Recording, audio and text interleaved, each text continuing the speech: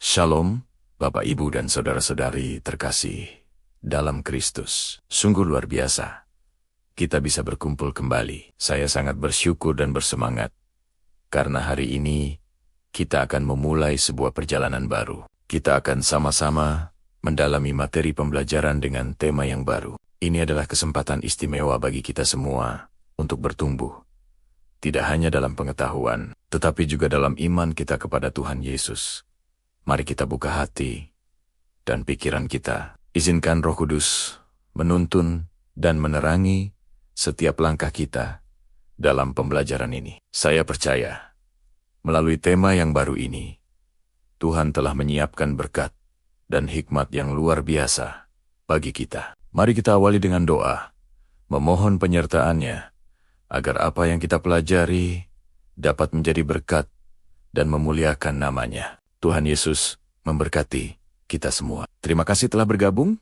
Jangan lupa ikuti terus perjalanan kita. Pernahkah kamu bertanya-tanya, apa yang akan terjadi setelah hidup ini berakhir? Ini adalah sebuah pertanyaan besar yang seringkali membuat kita merasa cemas dan tidak pasti. Banyak dari kita terus mencari makna hidup, berharap ada sebuah jangkar, sebuah kepastian di tengah lautan ketidakpastian dunia ini. Mungkin kamu adalah seseorang yang sudah percaya, tapi di dalam lubuk hati yang paling dalam, masih ada sedikit suara keraguan yang berbisik. Apakah aku benar-benar sudah diselamatkan? Apa aku punya kepastian itu? Jika kamu pernah merasakan hal itu, kamu tidak sendirian. Hari ini saya ingin membagikan sebuah kabar baik yang luar biasa, sebuah janji yang sangat pasti, yang datang langsung dari Tuhan sendiri. Janji ini bukan untuk membuatmu semakin bingung, tapi justru untuk memberikan kelegaan dan kedamaian. Mari kita buka Alkitab bersama, di dalam surat 1 Yohanes pasal 5, ayat 11-13. Dengarkan baik-baik firman Tuhan ini. Dan inilah kesaksian itu. Allah telah mengaruniakan hidup yang kekal kepada kita, dan hidup itu ada di dalam Anak-Nya. Barang siapa memiliki anak, ia memiliki hidup. Barang siapa tidak memiliki anak Allah, ia tidak memiliki hidup. Semuanya itu kutuliskan kepada kamu, supaya kamu yang percaya kepada nama anak Allah tahu bahwa kamu memiliki hidup yang kekal. Coba kita renungkan sejenak kata-kata ini. Ayat ini tidak berkata, mungkin kamu akan punya hidup kekal, atau jika kamu berbuat baik, kamu akan dapat hidup kekal. Tidak sama sekali.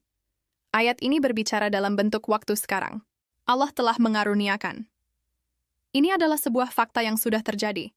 Hidup kekal bukanlah sesuatu yang harus kita raih dengan susah payah, atau kita usahakan dengan segala perbuatan baik kita. Ini selaras dengan apa yang ditulis oleh Rasul Paulus kepada jemaat di Efesus. Di dalam Efesus pasal 2 ayat 8 dan 9, dikatakan dengan sangat jelas, sebab karena kasih karunia kamu diselamatkan oleh iman, itu bukan hasil usahamu, tetapi pemberian Allah. Itu bukan hasil pekerjaanmu. Jangan ada orang yang memegahkan diri. Jadi, hidup kekal itu adalah sebuah anugerah, sebuah pemberian cuma-cuma dari kemurahan hati Allah. Ini adalah hadiah, bukan upah. Pertanyaannya sekarang, di mana kita bisa menemukan hidup kekal itu? 1 Yohanes tadi menjawabnya dengan tegas. Hidup itu ada di dalam Anak-Nya. Hidup yang sejati, hidup yang kekal, itu hanya ditemukan di dalam satu pribadi, yaitu Yesus Kristus. Syarat untuk menerimanya pun sangat sederhana, namun sangat mendalam. Barang siapa memiliki anak, ia memiliki hidup.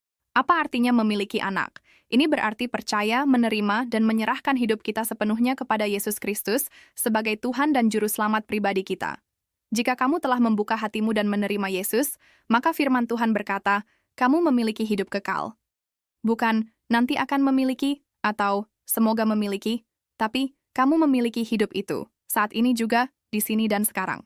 Kepastian ini begitu penting bagi Tuhan, sampai-sampai Rasul Yohanes secara eksplisit menuliskan tujuannya.